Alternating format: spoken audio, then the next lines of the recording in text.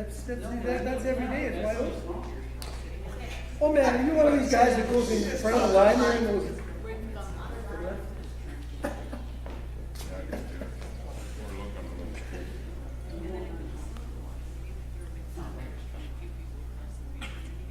They can hit him 300 yards and they can golf with that. Good afternoon, everyone. Call to order the Committee of the Whole meeting for Monday, June 22nd. And I'll ask the CAO if there is any late items. Thank you, Chair. There are no late items to be added to the agenda today. Great. Then we'll go on to the adoption of the agenda. Can I have a motion to adopt the agenda as circulated? Thank you, Councillor Ventimiglia. Seconder, Councillor Grice. Call the question. All in favor? Opposed? Carried. Adoption of the prior minutes. The adoption of the May 25th, 2020 Committee of the Whole minutes. Thank you, Councillor Grice. Mayor Johansson. Call the question. All in favor?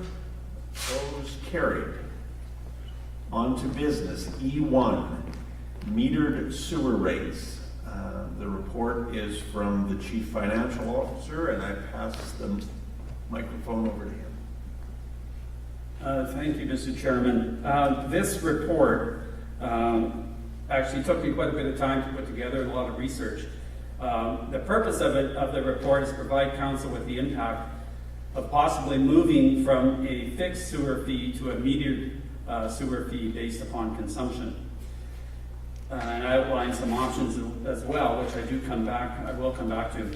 The background of this was in 2019, Council received a letter from a citizen requesting that the town investigate the possibility of moving away from a fixed sewer charge system to one that's based upon usage. Just a little bit of history. In 2009, the town received the water rate study from R.M. Luden Limited. The study detailed the rate setting methodology to move away from a flat rate to a metered rate system for water usage. Subsequently, the town then utilized grant funding to twin the water system and separate out potable versus non-potable water. The potable water is metered for all users of the domestic water system for both rural and town users, and non-potable water users are charged a flat fee per irrigable acre, and that's annually billed. Municipalities have been moving towards metered sewer charges subsequent to water meters being installed. This is due to the fact that there is a direct correlation between the amount of liquid waste and the amount of water that is being consumed.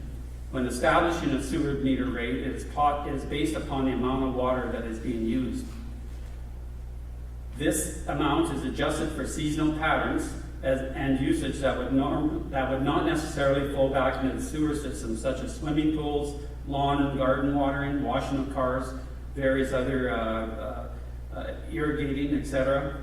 The flow of liquid waste into the sewer treatment plant is metered, and therefore it can be determined a percentage of water that is flowing back into the sewer system either on an annual or on a seasonal basis.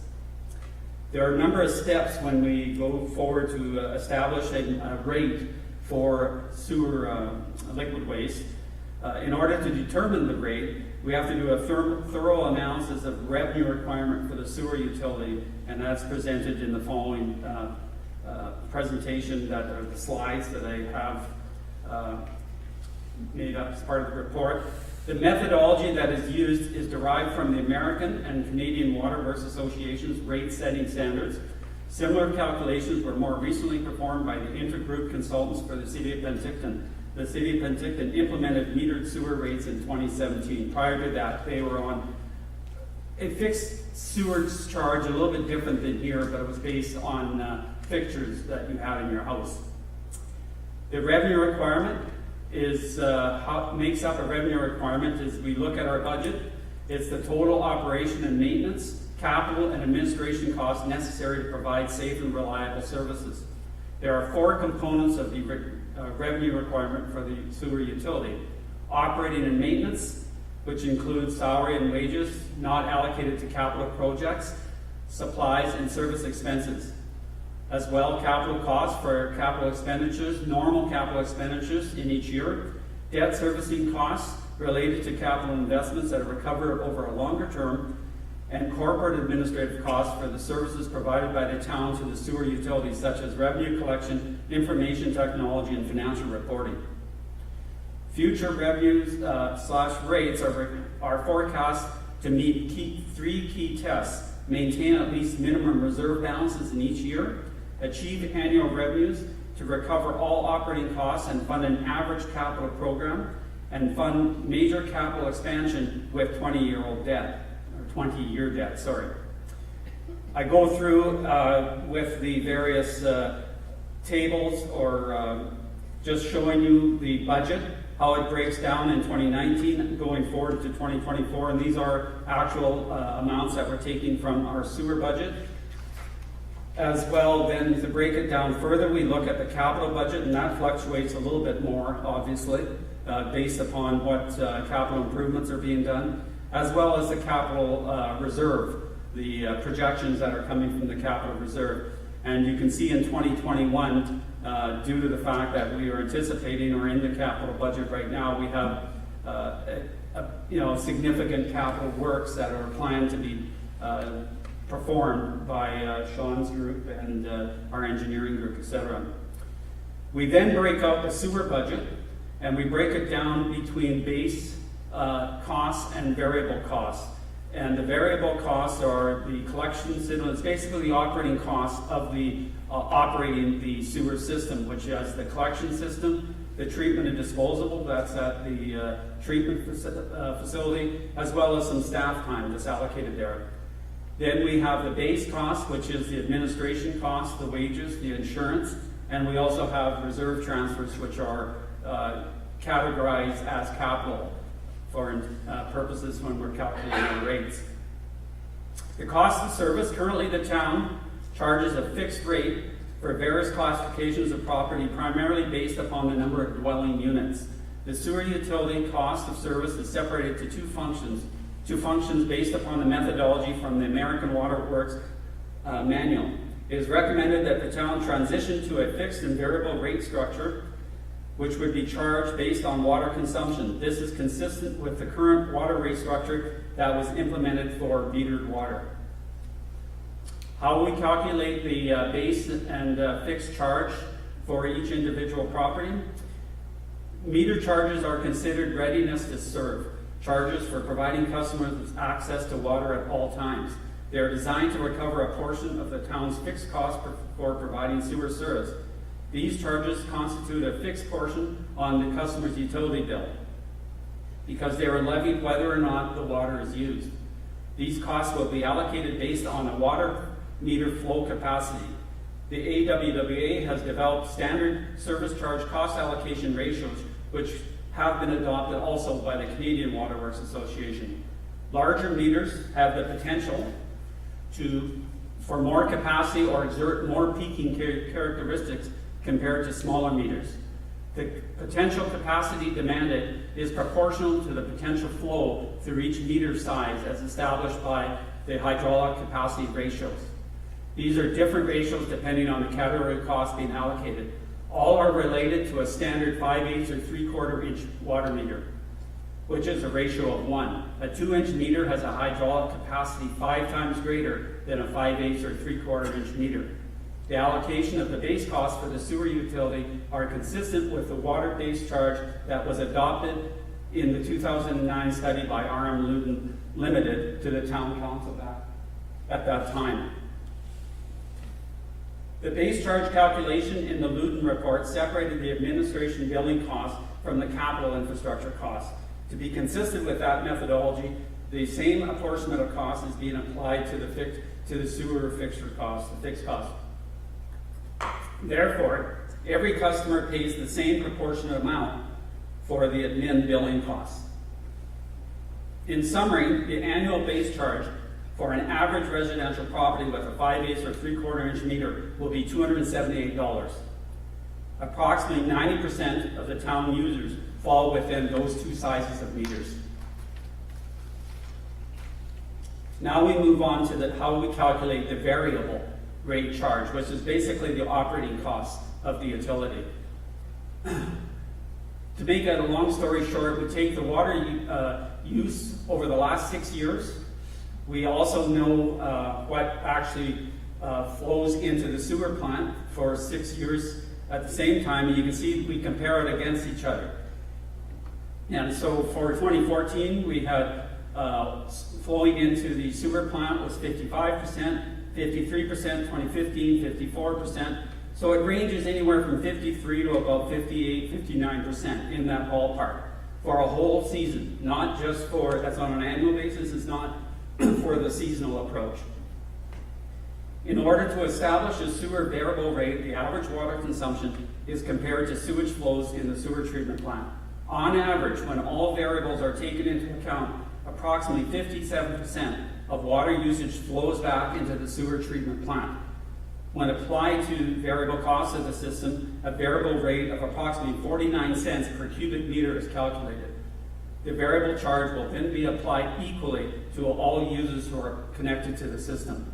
So what that means is it doesn't matter who or where or whether you're commercial or residential, you'll all be paying the same 49 cents a cubic meter with this model. The base or the fixed charge relates to the size of the meter, the hydraulic capacity of the meter. And then it goes through the calculation of the variable cost per meter, and you see the size of the meter and how the costs are based upon the consumption, and it breaks it down by meter size. The average flow of liquid waste in the sewer treatment plant has been calculated using the average consumption for each meter size. The sewer flow rate of 57% is applied to the water flows to determine the apportionment of variable costs to each meter size. In the total, the rate of 49 cents per cubic meter will recover the variable costs of the sewer utility. So that $568,900, if we go back, I don't have mine up here, but it will equate back to what the variable charges were of the 500 and where was it, 567, 569, thank you. Moving forward, then I want to make sure, well, okay, that sounds good in theory, but how does it actually look? Because at the end of all this, we want it to be revenue neutral. By that I mean we don't want it to change our revenue side of the equation any more than what we have currently. So currently, we have a budget of approximately just under $1.1 million. By applying this whole new rate structure with the base and the variable charges, it comes to almost the same equivalent amount, within $15,000. So you can see that it does prove out, certainly mathematically. And like once again I said, the above tables show that the revenues generated by a tiered rate structure would be essentially the same as a flat rate billing structure that has been in place for many, many years. And I tried to research back how long and the methodology of the fixed rate structure here, and I couldn't find it. So I'm sure there was some engineering report or study or something done at some point in time, but I went back 20 years and I couldn't find it. So it's, but it's not uncommon with all municipalities who had the flat rate fixed structure, because it's easy. It's easy to just apply it to everybody, and it's easy to understand. Everybody gets charged the same rate. That being said, though, there's obviously winners and losers when you have a flat rate system. You have the person who is living alone, who is there by themselves, who are paying the same rate as somebody who may have a large family, who possibly is using a lot more water, using our sewer systems a lot more than that person who's there by themselves. So it's not based on consumption at all, it's just based on the dwelling unit. That being said, what this all means in plain dollars is approximately 240 cubic meters of water per year with the model that I brought forward, or 20 cubic meters a month, is your break-even point. By that I mean if you use more water than that, you will pay more than you previously did, which in 2019 was $377. The one thing I also want to mention is that if we go to a model like this, we're eliminating the parcel tax. That's part of your tax notice. right, your property tax notice, not your user fee. Because now we're combining the fixed rate plus the variable rate. So the parcel tax, when we go to a consumption base, would be moved away from. So the 240 cubic meters is the balancing point. So if you're using less than that, you're going to pay less than you did before. If you consume more than that, you're going to pay more than you paid before, than that $378. With the 49-cent per cubic meter and the various base charges that I have here in this model. Some of the advantages of this, it's easy to understand, it's easy to defend. 41% of the customers within the town would see a reduction in their sewer charges as compared to 2019. It further enhances the utilization of water meters that were installed in 2010. Calculation is based on a specific amount of water that flows back into the sewer treatment plant. On average, 57% flows back into the sewer treatment plant. Now, it's important to realize that because I know some people go, well, of course, in the winter, there won't be much. It should all be flowing back in the summer, a lot less. And I do have those calculations as well. I know the city of Penticton has done that. They've done a seasonal rate adjustment. I'm not really a big advocate of that. I remember when they put it in that they were getting some pushback from various people, so they have different rates for different times of year. And so they don't just have a set rate, let's say that 49 cents per cubic meter. It might be 40 or might be 35 right now, but it might be 55 in the winter. So that's the difference, where I'm just advocating in this model that we're just going to have one rate for the entire year. Variable charge is exactly the same for all properties. There is no difference. It's based on consumption. So that 49 cents per cubic meter applies to everybody. And conversely though, of course, if you use a lot of water, you're going to pay more because it's based on consumption. The base charge is broken down between administration, billing, and capital. The sewer charge is based on methodology that's defendable, that's derived from the American and Canadian Wastewater Association manual. It's also consistent with the R.M. Luden report. That was how the water meter, the whole rate structure was put in back in 2010. High volume water users will be charged for the demands that they're placed upon the system, upon the sewer system. As I mentioned before, it will be, with this model, eliminating the parcel tax from the property tax bill. And there will be some, there are, of course, with any plan, there's always some winners and there's going to be some losers, and there's some investigation. For example, I know currently we have some issues with Stratas where we are actually invoicing Stratas, their individual townhouses, shall we say, for a base charge. Plus, we hit them with a parcel tax. Versus there's actually only 3 meters usually to a lot of those stratas. And so they're really not using that much water as you think. And yet we're hitting them significantly harder versus if you go to another model like this model, all the stratas, there's about 250 total units like this in the town overall will receive a reduction of about $75,000. The disadvantages, there may be a significant change to the sewer charges for the high volume water users. There's no doubt about that. There is going to be some of the high water users will see a change because of the strain they're putting on our sewer system. 41% of the water April to September flows into the treatment plant. And that's what I was alluding to earlier. October to March, 100% flows to the water to the sewer treatment plant. Parcel tax properties are not, we do have some anomalies. We have parcel tax properties that are not connected to the town water system, and they're required to pay parcel tax previously. A separate calculation and billing will need to be performed to capture these properties. Some of these properties are out on the fringes that I think is Bulrush Avenue, Tuckanuit, around that area, North Tuckanuit Lake. We also have some on OIB where we're only supplying sewer, we don't supply water. So we'll still have to have some sort of flat rate system for those type of properties. I already mentioned the strata properties, and with that, Your Worship, like I said, I kind of spent a lot of time going through this, but it is complex. It's I did make a recommendation, but I'd certainly you know, if moving forward, I think we would definitely have to do some further, I don't know if investigation is the right word, but the one thing I am aware of with the stratas, for example, because most of the stratas, if we're gonna, right now we bill out 250 individual invoices, each one of those units. And if we change it to only going to the water meter, then there's only one invoice going to the strata, which means, of course, they're gonna have to up their strata fees to cover that in for the water invoice.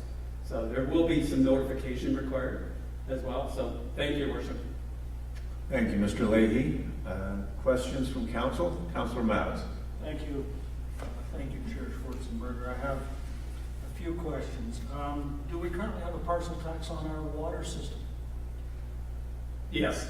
So why are we thinking of eliminating parcel tax on the sewer system while retaining it on the water system?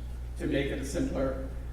Historically, just so you know, with water systems specifically, especially because they came from solid, the old days of the irrigation districts, because I was involved with irrigation districts, historically a parcel tax is used to cover the debt costs of a utility, right? And so therefore, if you have debt costs, that's what the parcel tax is intended to for.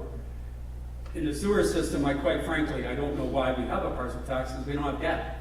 Well, it may be more of a situation where we use the parcel tax to build the reserves so that we don't have debt. So it's in essence a replacement for debt. I disagree. But anyway. I expect that. Second of all, our second question would be around the meters. Now that we would be using this to collect data for sewer, when meters fail, would a portion of that replacement now fall on the sewer system because they are dependent on those meters? Would it take cost away from the water system? I wouldn't think it would, because I don't know of any other municipality that does that. But, you know, it's something that you can certainly talk about. There's no other municipality that has water councillors either, so we have to consider that impact on their budget as well. I think there's one, isn't it? So is that water councillor? Yeah, they do. Okay, so It's there's not- one. It's not the same, Similar but not the same? somewhat not the same.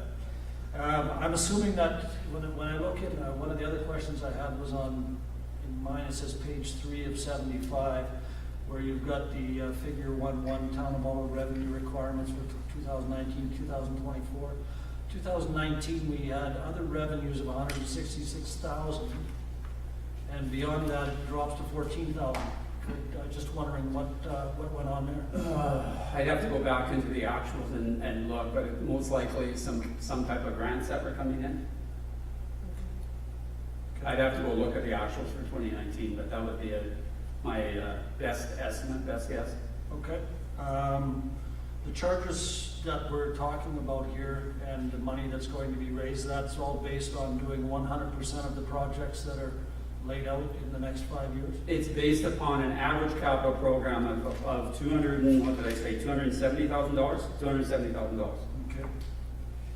We may exceed that, we may go below that.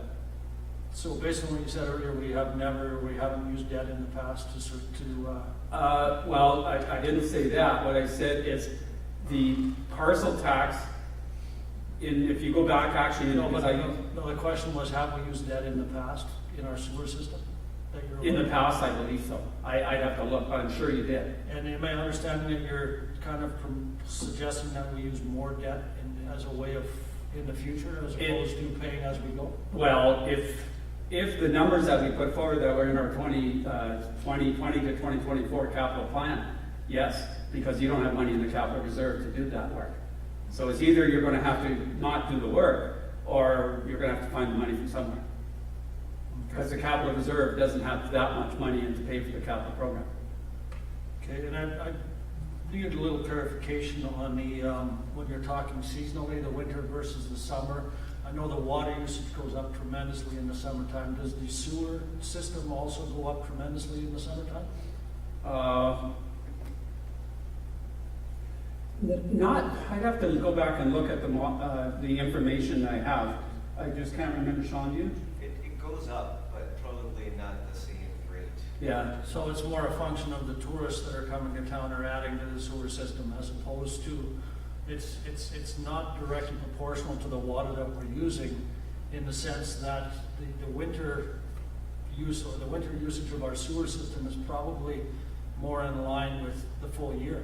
Like it's kind of a flat rate Mhm. for the sewer system. I know the water system fluctuates seasonally, but I wouldn't think based on our population that the sewer system would change proportionately winter to summer. Should be the same. I know water changes, but sewer doesn't. Yeah, I don't know that answer. I can get that answer for you because I do have all that information. Well, I think it's an important answer only because that really relates back to the modeling for our billing. That, you know, if you're using more water in the summer, the more water that you're using isn't going into the usage of the sewer plant is consistent throughout the year. It isn't based on the water consumption. The water consumption is actually going to irrigation and swimming pools. We need to know that. Only during those specific period of time, from April to September. And that's what I'm Right. suggesting, that our sewer, we need to know the sewer flows throughout the year, not the water flows. But that's what I was saying, that's the other system that I was talking about, where you doing your two-tier rate system, right, your variable rate, having two different rates. But I'm saying, overall, on an annual basis, to take that out of the equation, you're still looking at 57% of your water flows, of your total consumption of water is flowing into the sewer treatment plant. For the overall year, for the last 6 years, that's what's been going into that sewer treatment plant. I'm not denying that at certain times of the year it may be lower, at certain times of the year it may be higher. But I'm saying on an overall, it's 56, 57%. Okay, ends up back in the sewer system. That's right. Does anything other than residential and commercial go into that? Are there any storm drains or anything go in, Director of Operations? Sean? There's very little that goes back into the sanitary system. There are a few locations. Okay, that's it for my questions. Thank you. Mayor Johansson. Thank you, Chair Schwartzenberger. A bit of a follow-up on Councillor Mattis, just and a question around sensitivity on the swings in revenue. But to start with, on the credit meter, I'm just wondering about credit meters because some people will be filling pools. Some commercial businesses like Tree Fruits will have cooling towers. There is some people that use a lot of water that does not make its way back into the sewer system. And so there would have to be, or should be, a way to address that on an individual user base, whether it's installing a credit meter or how you do that. It's one thing. I've seen them on irrigation and cooling towers, and I would imagine filling up a pool would take a lot of water. Your sewer charge would jump considerably during that period.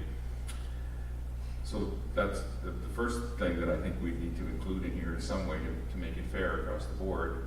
But the other one, I'm just wondering about sensitivity to swings in revenue. I'm wondering a 10% drop in water consumption, what would that equate to, considering we're looking at actually a fairly small number, $1.1 million in revenue. If we're dropping 10% water is going to drop 20% in revenue. I'm just wondering how sustainable this is, or how long it will take to actually get to a point where we feel like we've got the rate right. Well, I can tell you, like the last 6 years, if you look at our sewer versus our water flows, you can see we're consistently around the 1.1, $1.2 million cubic meters of water. So it's not, statistically showing that whether you have a wet year or a dry year, we're consistently around that number right now. And it's, whether we continually to increase, hopefully we do if the town continues to grow a little bit, but you're right, the model will obviously fluctuate with the amount of water that's being utilized, but it addresses also the inequity though, and that's how come a lot of the municipalities move away from the fixed sewer rate because of the inequity amongst the users. No, I like that there's a cause and effect, and you use, you pay, there's no doubt about that.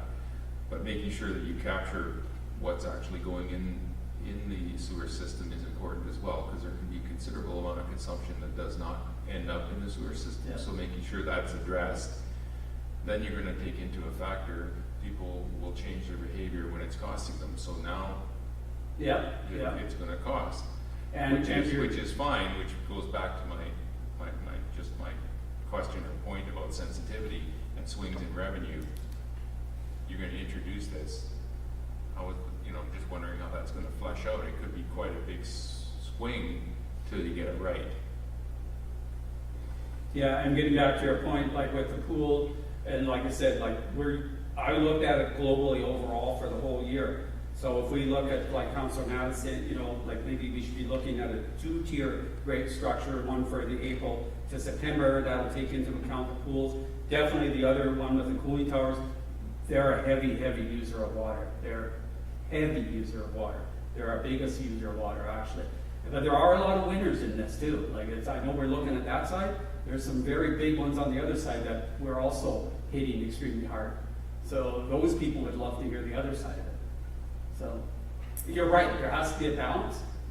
And I don't have an answer to that, other than continue, like we can set up a different variable rate system, maybe like you said, suggested some sort of credit system. Keep it in mind though, whether that credit system is in place for, let's say, the packing house or another heavy user, that money's got to come from somewhere. So that money gets tapped on to somewhere else, which 90% of our users are residential. So that's where it gets tapped on. And they're not the ones using the water. Councillor Grace. Thank you, Chair Schwartzenberger. Through to the CFO, I have a few questions. So if this is revenue neutral, is the purpose of making this switch clear, just for fairness of the pay-per-use system? The purpose of the switch, first of all, was a request by the individual who requested that they felt that they were being overcharged for sewer. And just for your knowledge, and I won't mention any names, but I did look at that particular property, and with the new system, they are actually being undercharged with this model. I'm not saying that's where we're going to land. They're undercharged about $70 annually. And so they thought they were being overcharged before, but actually they should be paying a little more. And so that's just the way, but that was the whole intent of this. Like I really, you know, this is kind of outside of my realm of expertise, because really the RM Ludens and the other people who do these for a living, these consultants, and that is certainly one of the options that council, and I threw that out there, that you could certainly refer to the 2021 if council so wishes to hire somebody to look at this, or not. Councillor Grace, could you speak closer to the microphone, please? Yes. My next question was the table on page 9, impact on residential and commercial water customers. Are these quarterly or yearly numbers? Yearly. Yearly, okay. So could I have an example of, because we're looking at 39 accounts that are looking at a possible increase of $1,000, which I guess would be yearly. If you think there's a possibility that there's residences in here, or what would be an example of a user who would be seeing that kind of increase, or even a $500 to $1,000 increase? Well, there's not a lot of residents per se. There's a lot of more. There are some.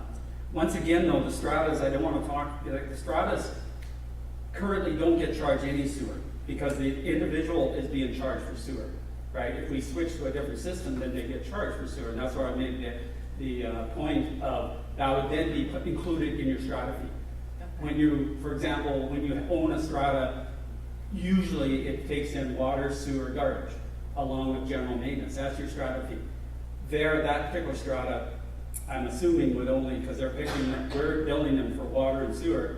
Garbage, probably they have to pay themselves and some maintenance. So that's what I'm saying is, if we're going to go to something like that, certainly the stratas have to be notified.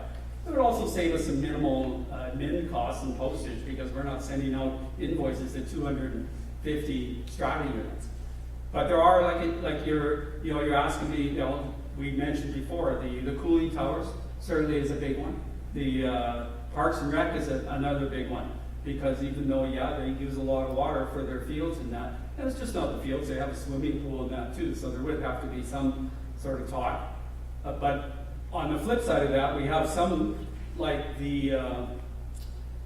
some of our bigger commercial establishments aren't being charged nearly, but they should be being charged, just because they're one lot, right? They're not individually subdivided, they're one lot, so it's one parcel tax, right? And so, you know, and also you have the RV park down there, it's one lot, right? And so this is why the water consumption looks after some of these anomalies, but obviously it's not without its faults. Thank you. Councillor Ventimiglia. Thank you. I can remember receiving that letter in 2019, but I can't remember exactly why best? I can help you with that. Okay. That was because the proponent was objecting to the fact that he had to pay a second sewer parcel tax for his Airbnb. Okay, thank you for that. That jogged my memory. And my next question was, in 2009, when this, that original report that you've referred to in here was received, was it only specific to water, or No, did it have just the water. It was just water? Just water. Because But we never had the conversation about sewer at that time. No, not at that time, but I know like when the city of Penticton or when anybody does a rate setting, if you have other utilities, I know Penticton did it for their electric utility, for the water utility, and for the sewer utility all at the same time. And the water and sewer specifically because you can't have sewer without water. So that's part and parcel why they did that. Councillor Mattis. Thank you, Chair. Don't really have any questions. I just wanted to give you my own experience here. When I read through this report, I immediately went to my wife and said, could you dig out the water bills? Because she's the type of person that saves those sorts of things. And I got the water bill for, it read January 1st or January 3rd of 2019. And for that quarter, it showed a usage of, I think it was 50 or 60 cubic meters. I thought, oh, that's fine. And then she also gave me the water bill for January 3rd of 2020. And again, it read the usage of 50 or 60 cubic meters. But the difference from one year to the other was 550 meters. And I went, what's wrong with this picture? So then I went back to her and asked her for the other bills that were in between, the other two quarters. And it was exactly as we talked about. Now, you know, in that 3 out of the 4 quarters, I used 50 to 60, and that's 2 people with a house, yard, swimming pool, used 50 to 60 cubic meters per month for three of the 4 quarters in the year. The 4th quarter, I used 400 cubic meters, thereabouts, in order to make up the 550 for the whole year. And that 4th quarter is swimming pool and irrigation. So I'm not sure that this is the be-all, end-all, and I'm not just speaking for myself. You mentioned a whole bunch of other cases where it goes the other way, and we have situations like trailer parks, and we may be on the right track here, but I don't think that this is the complete answer. I think we need to work on more, maybe specialized solutions for specific customers like the Stratas as a way, or the ones that aren't having a single parcel tax, but in actual fact are an RV park. We need to do more of a hybrid here, because I think I'm not the only example. I mean, that's the only one I looked at, but there's a lot of people in this town that 75% or more of their usage occurs in the summer months. And if we're basing our billing system on that, I'm a little concerned. I wouldn't be able to support it. I'll just give my comments and I'll ask if anybody else has any before we ask for a resolution. I'm not really in favor of this either. I think one constituent who didn't want to pay a second parcel tax is not the reason to switch the whole system over. First of all, there are lots of examples of fixed rates. I can think of the school tax that everyone pays whether they have children or not. The sewer tax, if you had a family of 5 or 6, you were probably getting away cheap, and then when the kids all grew up and moved away, you're probably paying more than your fair share when it's down to just you and your wife. So I think there's pluses and minuses within the system, but I think trying to fix a rate not on actual metered sewage, but on a calculation of metered water is going to leave a lot of people questioning whether they're being charged the right amount or not. I think we should leave the parcel tax, the flat system as it is, and address the anomalies that you mentioned about trailer parks and stratas and those type of things. subsequently, but I'm not really in favor of the metered sewer rates myself. So are there any other questions or comments from council? Does anyone want to make a motion? Councillor Mattis. Thank you. I would go with option 4. So I'll refer back to staff for further information and impacts. Maybe they can look a little more closely at some of those situations that were brought up today and potential solutions. Maybe they can find a hybrid to this system. If they have the time, it's certainly something. It's been a great report. It's been very insightful. It's good to read, but I'm with Councillor Schwartzenberger. I'm not prepared to move forward, so I would refer it back to staff for more information. And if they bring forward a report at a later date, that would be fine. Okay. I have a seconder. Any further comments or questions? Mayor Johansson. Thanks, Chair. Through to the CFO. Yeah, I think it's a great report as well. I'd be interested to know, you know, as well, looking at sort of, we're a fairly small municipality. Maybe this works better in a larger municipality, and there's less sensitivity around, you know, a variable use pattern in a few residences and small commercial industrial operations. That would be one thing that I'd be interested to know a little more about. But I think we're a little early to jump on this at this point in time, but it's good information, and some more information would be needed before I would be able to support shifting as well. Anyone else? So I have a motion that's moved and seconded to refer back to staff for further information and impact. All in favor? Opposed? Carried. Thank you. Thank you, Mr. Leahy. On to the next item, business 2, Incorporation of Company Process, and the Chief Administrative Officer's report is attached. I turn it over to Ms. Cowan. Thank you very much, Chair Schwartzenberger. This report is in front of Council to provide information on the advantages of and the process for incorporating a company. Back in January, we were asked to look into the process for incorporation. So I have provided some information we received from Young Anderson. Municipalities can incorporate by using their natural person powers under Section 8(1) of the Community Charter to engage in commercial, industrial, and business undertakings and incorporate a corporation or acquire shares in a corporation for that purpose. Incorporating a company has many practical benefits for a local government. There are several factors that must be considered and requirements that must be adhered to both during the incorporation process and once the corporation is up and running. My report, I'm not going to read everything in this report. I'm sure you have all read it, but I do want to go down to the sections that relate to requirements of the Inspector of Municipalities, which is on page 5 of 10.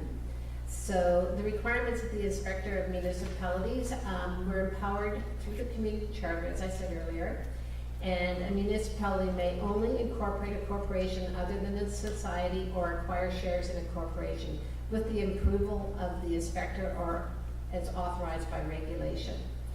So the inspector's purpose is to ensure that the government's acquisitions or incorporations of a company is in the public interest. The submission of an application to the inspector is required that adequately addresses the following issues, which is the government's objective in creating the corporation and why a corporation is the optimal vehicle for meeting these goals. The degree of control that council will exercise over the corporation through share ownership, representation on the board, and other restrictions or requirements in the articles. The financial exposure of the municipal shareholder, and conflict of interest potential, duty of directors, and consultation and public input. So a corporation's articles of incorporation govern its conduct, and as a result they have a significant impact on a corporation's governance and structure. A local government should carefully consider the contents of its articles to ensure that they meet the inspector's requirements as well as the local government's own goals. So there are a few important factors that local government should consider when crafting its articles, including information on how the BCA's model article addresses these issues. So the management responsibility, and the BCA is actually, using an acronym is not very nice, Business Corporations Act. So, sorry about that. And the management of business affairs of the corporation. However, the management and supervisory role of the directors is subject to the articles of the corporation. And section 137 of the BCA indicates that a corporation can transfer such powers wholly or partially to one or more other persons. The model articles leave management powers in the hands of the corporation, but local governments can choose how they wish to delegate such management powers, and including well-crafted provisions can allow the local government to balance protection of its interests while also allowing it to take advantage of the expertise of the corporation's directors. On the board of directors and their related powers, consideration is especially important if the corporation's articles leave management responsibility in the hands of the directors, as a local government will want to ensure that it's comfortable with the directors who are managing the corporation. And then the share structure. Shareholders have an interest in the value of the company as well as contractual rights stemming from the articles and notice of articles of the corporation. Unless otherwise stated in the article, shares are presumed to be equal. Generally, shareholders are entitled to a vote at general meetings and cast one vote per share. While the specific powers of shareholders depend on the content of the articles, at the very least, shareholders are usually responsible for electing and removing the corporation's directors. Which, we have that power here too. So, separate existence. It's imperative for local governments to understand that it is a completely separate legal entity from its creator. An obvious misunderstanding is for local governments to fail to diligently treat and operate as a separate legal entity, as most local governments and their subsidiaries generally may have the same employees, governance, operations, or premises. Thus, it's important for local governments and their subsidiaries to ensure that they recognize their separate existence through formal requirements. Post-incorporation considerations is your taxation. A municipal corporation is generally exempt from paying income taxes if it operates within the municipal boundaries. However, municipal corporations are not exempt from property transfer tax as local governments are. Although a municipal corporation may qualify as a paramunicipal organization and be treated the same as a local government for general sales tax purposes. With respect to property taxation, municipal corporations do not enjoy the exemptions for property taxes that local governments do unless a permissive exemption is granted under a partnering agreement. The capacity to borrow. Corporations using their natural person's power can borrow for the purpose of carrying out the corporation's objectives. However, it's important to review the corporation's articles or memorandum to determine whether there are any restrictions placed on its power to borrow. So, borrowing money is a common method used by local governments to capitalize a subsidiary. Municipal corporations may borrow funds from MFA or from private lenders. However, private lenders will not lend money unless the loan is guaranteed by the local government. So, issues that may be encountered is the personal liability of the directors and the officers. The corporate veil. One of the main objectives of creating a corporation is the protection that is generally afforded to shareholders from the liabilities of the corporation. However, the protection from liability can be lost through piercing of the corporate veil, which is a great exception to the separate legal entity principle. Then there's the funding a corporation. When funding a subsidiary to carry on its business, local governments will be confronted with Section 273 of the Local Government Act, which prohibits local governments from providing assistance to businesses except under a partnering agreement where the business provides a service on behalf of the local government. Assistance within that context of the charter means conferring of the obvious advantage. As such, providing a corporation financial grants, advantages, loans, guarantees, disposition of land less than market value, share purchases, advances, and tax exemptions can all be forms of assistance. Assuming that a local government is providing assistance to a subsidiary, it may lend money to the subsidiary for assistance as long as the subsidiary enters into a bargaining agreement. So the things that council really needs to consider when they want to look at this is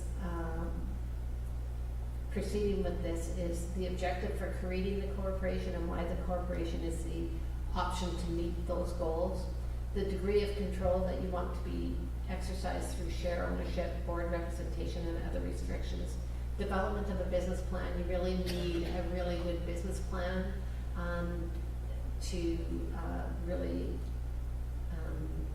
succeed with your corporation. Consideration of conflict of interest, duty of the directors, and consultation and public input. There are options for council here that are in this report. Council can request staff to work with the town solicitor to begin the process and incorporate in a company and forward this to the 2021 budget discussion to provide funding for the undertaking of a business plan. You can refer back to staff for additional information, or you can just receive this report for information.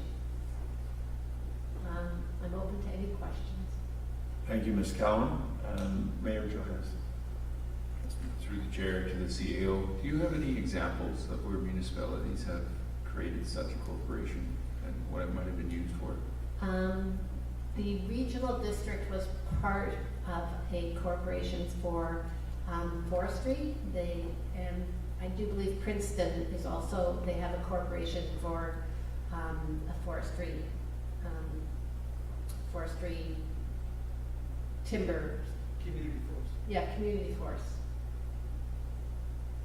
I know that the regional district, they were in it with area G and B and the village of Karamias and the lower Snoqualmie Indian Band, but they did not get the proper approvals on that.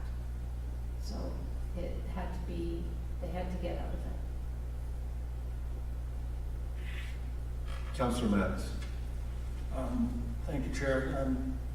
Just a little background for general public. This came about because we often look at our land that the town owns and land that we may have access to that we look opportunity to develop. And the way that we're set up, and I don't know that this could be changed in another methodology, but the way that we're set up is if we acquire land, it kind of goes into a particular area, and then if we sell that land, the money ends up in that land account, so to speak, and we don't move that money into general revenue. There's no real vehicle for us to do that at this time.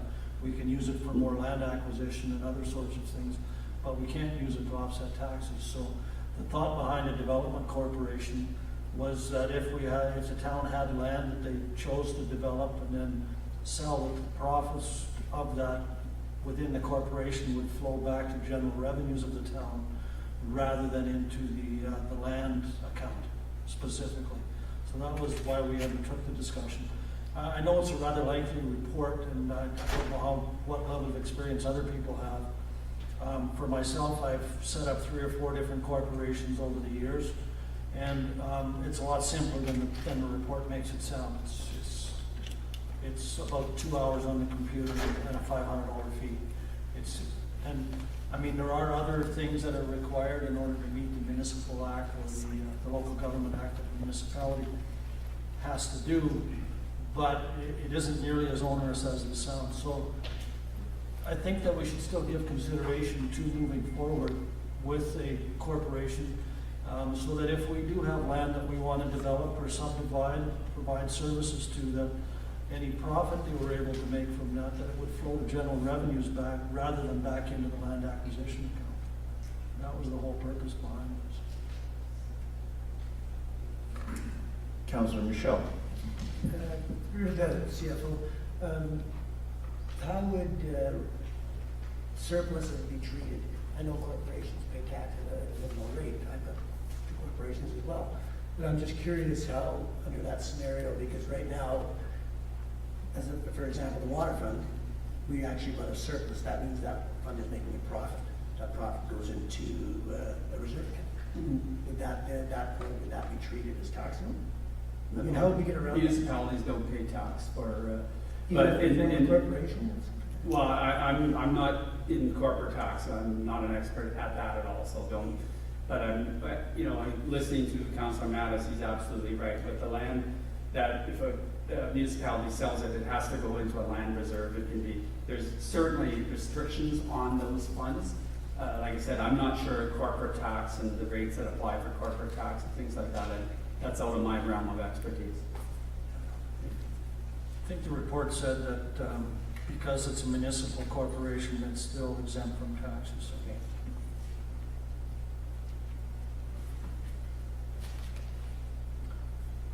Councillor Ventimiglia. So this is something that if the need arose at a certain point in time, we could look into doing. It's not something that you would necessarily do ahead of time and have ready to go in case you needed it. To the CAO. Thank you, through the chair. If you need to have your business plan in place as to what you want to do in order to go for incorporation, that's the biggest thing that you need to have. It's very, very important that you have a very solid business plan.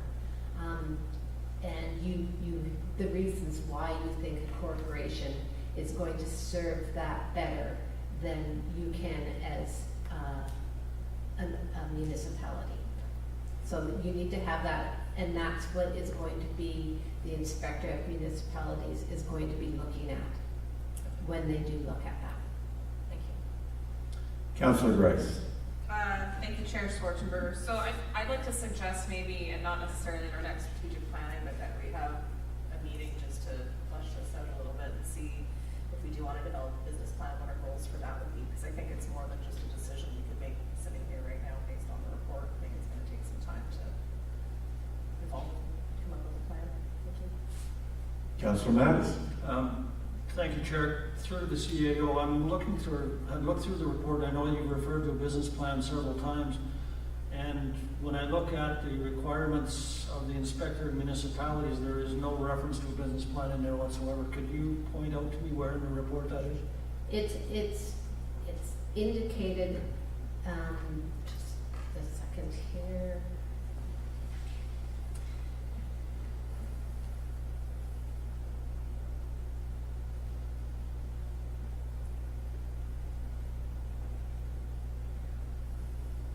So what it says here is that the inspector is the inspector of municipalities. The powers these sections grant to the inspector may seem broad at first glance, especially considering the charter does not expand any further on the inspector's approval process or specify any approval requirements.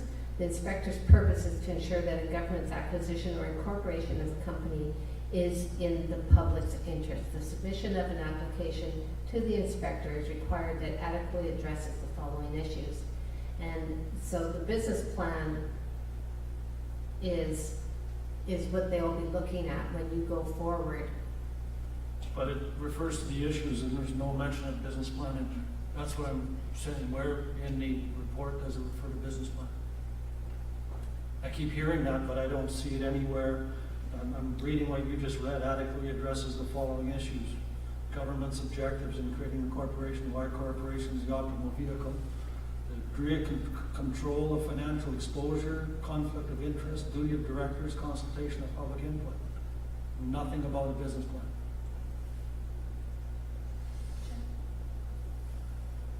Councillor Grice. Thank you, Chair Schwartzenberger. It's listed under financial exposure to the municipal shareholder in that section there. To address the issue, the applicant should include a business plan detailing the assets it intends to contribute, et cetera.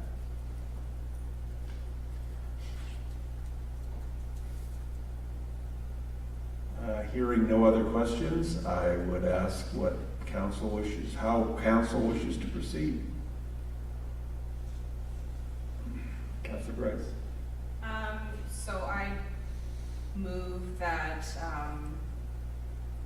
council will discuss a future meeting dedicated specifically to this, or however we like to wordsmith that.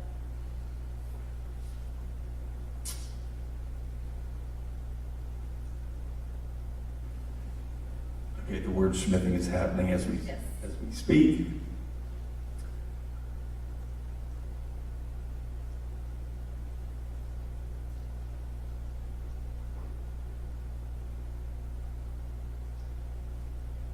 Do I have a seconder?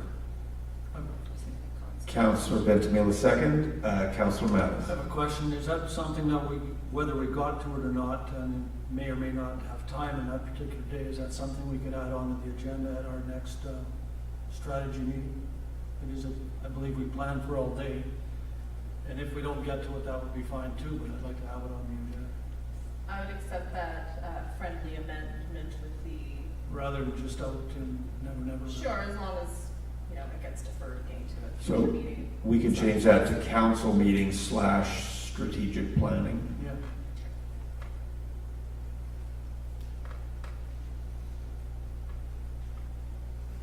Okay, the motion on the floor that has been moved and seconded is that council defer to a future council meeting / strategic planning session to discuss incorporation of the company process in detail. It's been moved and seconded. All those in favor? Opposed? Carried. Thank you. Item F, public question period. Any questions from the public? Mr. Work, if you could come down to the microphone, please.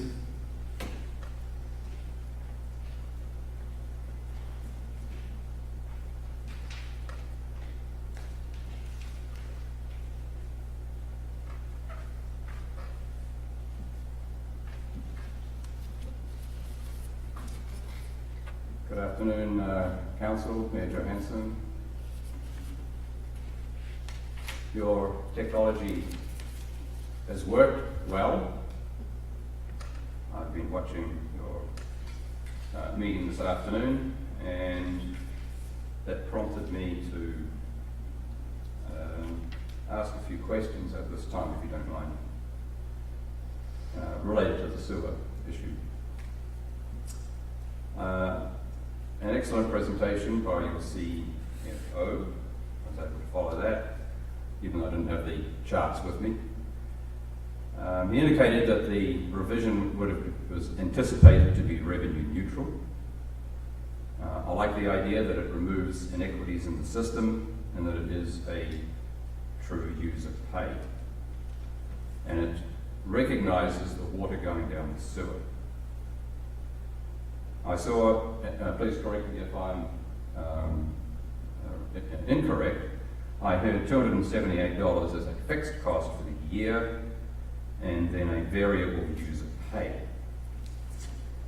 Now, my question is this: is this amount of 240 cubic meters double the water usage for a household, I'll use that, from October to March, or is that their total estimated usage for the year? In other words, are they being taxed on their total water consumption?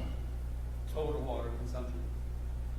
Like the 240 output, the number I use, the 240 cubic meters. Mr. Leahy, Mr. Work, if you could stand back and Mr. Leahy could answer. The 240 cubic meters of water that I was quoting as a break-even point was just on an annual basis, that if you were at that threshold where you would see your bill would have been the same as in previous years. So by that I mean you would have paid the 200 and what was our, I can't remember what our fee was this year for the sewer. I know the parcel tax was 111, I think it was 258 or something like that was the flat rate fee, I believe it is. So those two added together totaled $378. So the 240 cubic meters plus that base rate that you just referred to, plus the 220 cubic meters times 0.49, 49 cents a cubic meter, equates to that $378. So that's on an annual basis. All right. So that's what you've told me is that that is a theoretical calculation in that sense. It's based on actual usage. Right, so my question is, are people going to be taxed on their water consumption from the period October 1st to March 31st? And doubled? No. Why not? That surely represents the total amount of water very close to what is actually going down the sewer. And I concur with Councillor Mattis that being taxed $400 to fill his swimming pool when that water does not go down the sewer does not accurately reflect the usage of the people and the amount of load that goes onto the sewer system. My thesis when I presented that document was to take the user's water consumption October 1st, the winter season, and you acknowledge that virtually all of that water goes down the sewer, double that to represent a close approximation for what they would use for the total year, and then apply the 49 cents per cubic meter for that. So We appreciate. you just raised that Hang question. hang on a sec, please. Sorry, Mr. Work, we appreciate your theories and everything else, and we've had a great report from Mr. Leahy, but we need a question. Okay. Well, his answer to the question is that your sewer system is based on the total usage of water for the year per customer, and I disagree with that, and so that's why I wanted to know if you were using a different model to determine the sewer usage. Mr. Work. And that has been cleared. Mr.